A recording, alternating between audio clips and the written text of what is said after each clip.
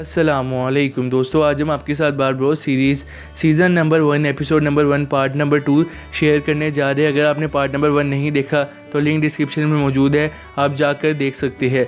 Part number 2 इस तरह start होता है। सबसे पहले आप इस आदमी को देख सकते हैं।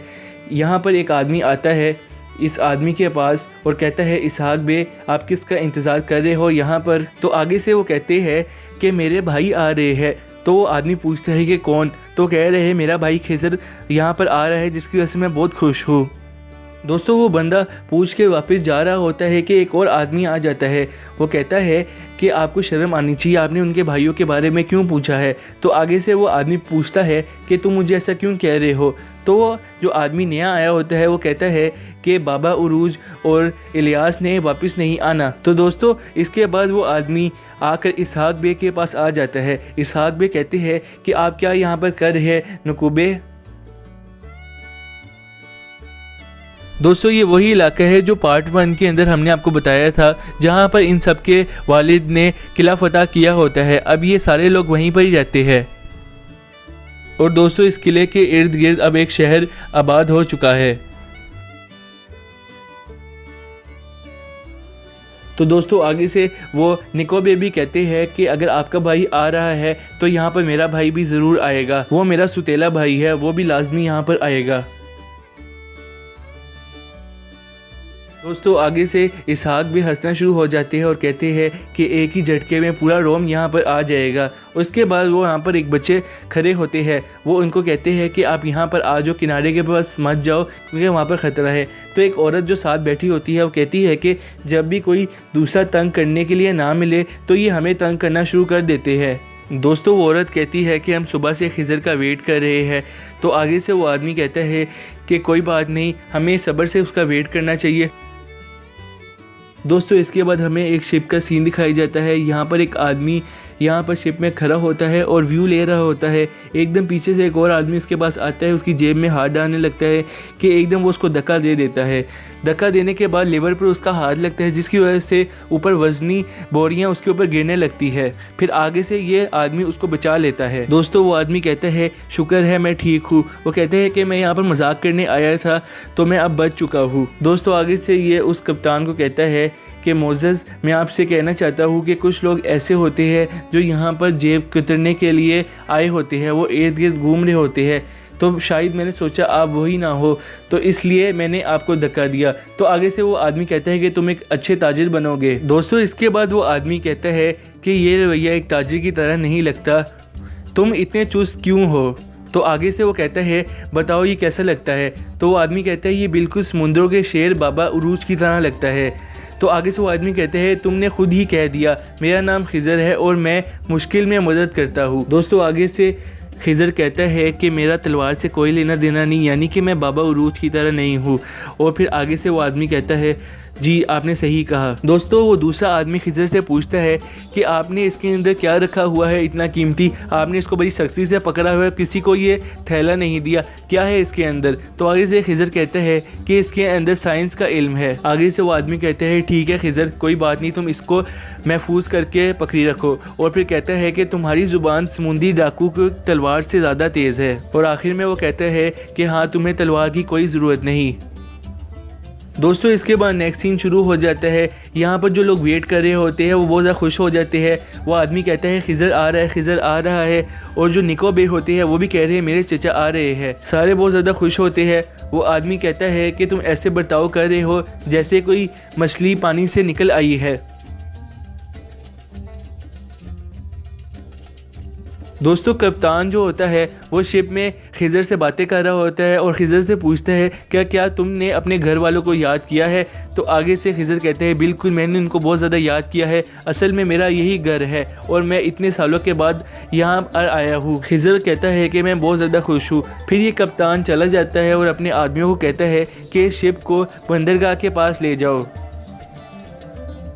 दोस्तों इसके बाद दूसरी शिप का सीन आ जाता है जहाँ पर उरूज बारबरोसा अपने सिपाहियों के साथ मौजूद होते हैं। यहाँ पर कुछ देर पहले लड़ाई होती है, तो लड़ाई के बाद सब कुछ यहाँ पर साफ़ सफाई की जा रही होती है। लोग अपने काम में मसरूफ़ हो जाते हैं, लोग सोना कलेक्ट कर रहे होते हैं जो कि उन्होंने लुटेरों से जीता होता है, और हर चीज़ यहाँ पर चल रही होती है। दोस्तों वो जो खबरी होता है वो बाहर निकल आ जाता है और उरूज बारबरोसा के पास आकर कहता है आपका शुक्रिया उरूज बाबा। तो आगे से वो हंसना शुरू हो जाते हैं।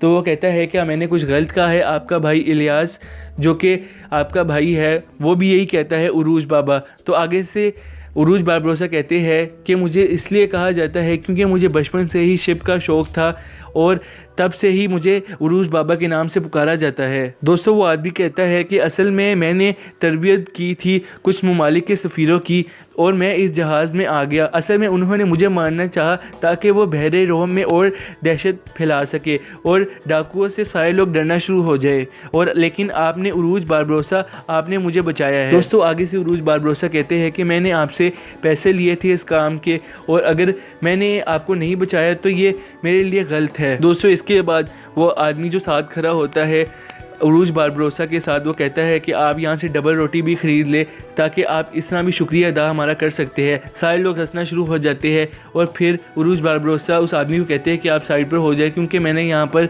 नज़र रखनी है, और फिर वो साइड पर हो जाता है। दोस्तों माल गनीमत जमा करते हुए इन्होंने सोना इकट्ठा कर लिया होता है। इसके बाद अर्तुगल गाजी जो कि उरूज बारबरोसा है वो अपने आदमी के पास आते हैं और कहते हैं क्या तुमने शहीदों के घर का हिस्सा रख लिया है? वो आदमी कहते हैं ये हमने पहले ही फुर्सत में कर लिया था, अब ज़्यादा कुछ बचा नहीं है, सिर्फ 3 सोने के सिक्के बचे हैं और एक तांबे का करा बचा है। वो आदमी कहते हैं कि हर किसी को उसका हिस्सा मिल गया है सवाए उरूज बाबा आपके, ये अब आपका हिस्सा है। दोस्तों उरूज बारबरोसा के साथ एक आदमी खड़ा होता है, वो 3 सोने के सिक्के उसको दे देते हैं और एक जो तांबे का करा बच जाता है वो कहते हैं ये मेरा हिस्सा है, और इसके बाद दोस्तों ये सीन ख़त्म हो जाता है।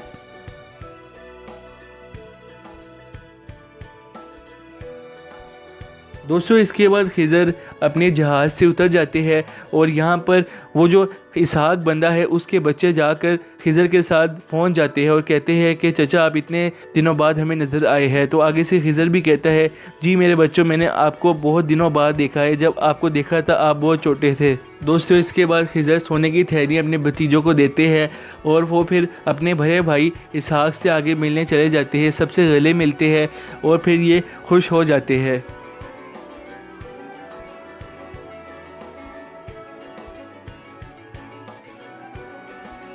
दोस्तों इसके बाद आप देख सकते हैं इसहाक खिज़र को कहते हैं कि तुम दोबारा यहाँ पर किताबें ले आए हो, तुम्हें किताबों से इतना लगाव है, तुम एक बहुत ही अच्छे साइंटिस्ट बनोगे और तुमने हमारा सबका नाम रोशन करना है। तो ऐसे खिज़र कहते हैं जी भाई अब मैं आपके साथ यहाँ पर रहूँगा। ये सुनने के बाद तमाम लोग और ज़्यादा खुश हो जाते हैं, यहाँ पर वो गले लगा लेते हैं। इसहाक खिज़र को कहते हैं कि मुझे बहुत ज़्यादा खुशी हो रही है कि तुम इलियास और उरूज जैसे नहीं हो, तुम उन दोनों से अच्छे हो।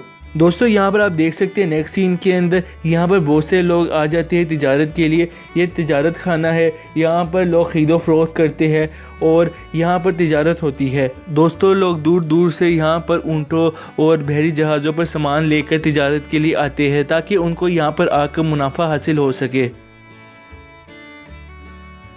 दोस्तों आप देख सकते हैं यहाँ पर एक औरत 2 आदमियों को मेहमान खाने से निकालती है। इस औरत का नाम इज़ाबेल होता है। वो आदमी आकर इससे लड़ने लगते हैं कि एक और आदमी आकर इनको यहाँ से भगा देता है। ये इज़ाबेल का एक आदमी होता है।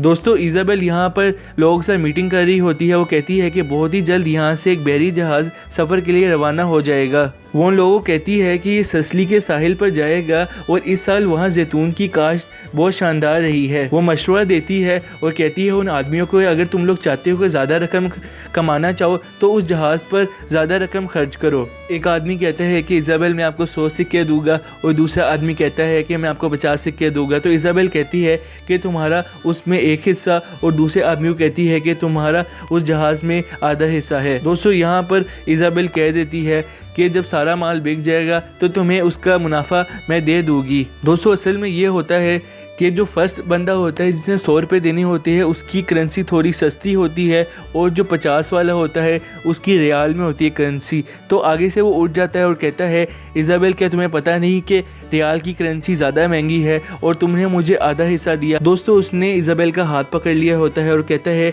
कि अब मुझे बताओ। तो आगे से इज़ाबेल कहती है कि ये हमारी मर्ज़ी है, हम किसको कितना हिस्सा दे, तुम्हारा आधा हिस्सा ही है। तो आगे से इसके बाद जो गार्ड होता है इज़ाबेल का वो कहता है कि इसका हाथ छोड़ दो। फिर वो हाथ छोड़ देता है और फिर वो अपने गार्ड के साथ आगे चल पड़ती है। दोस्तों यहाँ पर इज़ाबेल का ख़ास आदमी उसको बताता है कि यहाँ पर साहिली देहातों से एक जहाज़ आया है जो कि हमारी बंदरगाह पर रुका है, उसके पास गंदम की बहुत ज़्यादा बोरियाँ हैं।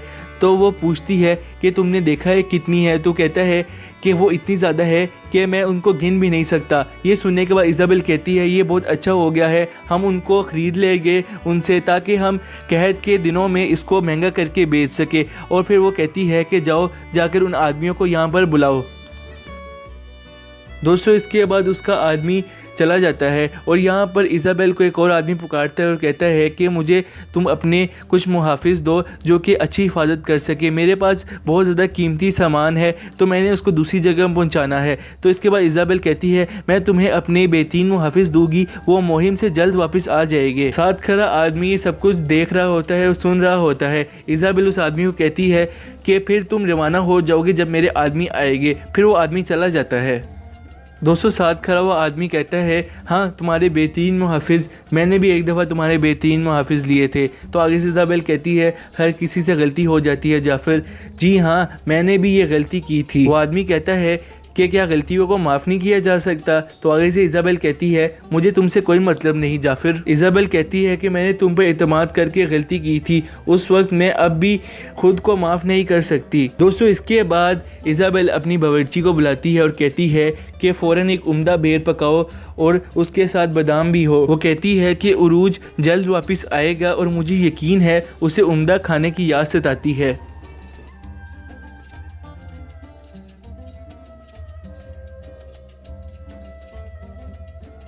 दोस्तों इसके बाद पास करा आदमी वहाँ से चला जाता है। दोस्तों यहाँ पर कमरे के अंदर 2 औरतें मौजूद होती है। एक औरत दूसरी औरत को कहती है कि आपका बहुत जल्द एक बेटा होने वाला है। तो ये सुन के दूसरी औरत बहुत ज़्यादा खुश हो जाती है। वो कहती है कि उरूज जब वापस आएंगे तो मैं उनको ये खुशखबरी दूंगी। और इसके बाद वो दोनों आपस में बातें करना शुरू कर देते हैं। दोस्तों दूसरी औरत पहली औरत को कहती है कि तुम ये उरूज को बताना ताकि वो यहाँ पर रुक जाए, क्योंकि एक समुद्री मेहमान एक कदम यहाँ और अगले कदम कहीं और होता है, इस बहाने वो घर रुक जाएगा। तो आगे से दूसरी औरत कहती है कि उरूज ने मुझे एक दफ़ा कहा तो मैं उसके साथ इतनी दूर आ गई, मैं उसके साथ झूठ नहीं बोल सकती। उरूज एक अच्छे आदमी है और मैं उनके आने का वेट कर रही हूँ ताकि मैं उनको बता सकूँ कि हमारा एक और बार भरोसा होने वाला है। दोस्तों उम्मीद करते हैं कि आपको ये वीडियो अच्छी लगी होगी। अगर अच्छी लगी तो इस वीडियो को लाइक कर ले, चैनल को सब्सक्राइब कर ले। पार्ट 2 यहीं का था, पार्ट 1 जाकर आप देख सकते हैं, लिंक डिस्क्रिप्शन में मौजूद है। मिलते हैं किसी और वीडियो में। टेक केयर एंड अल्लाह हाफिज़।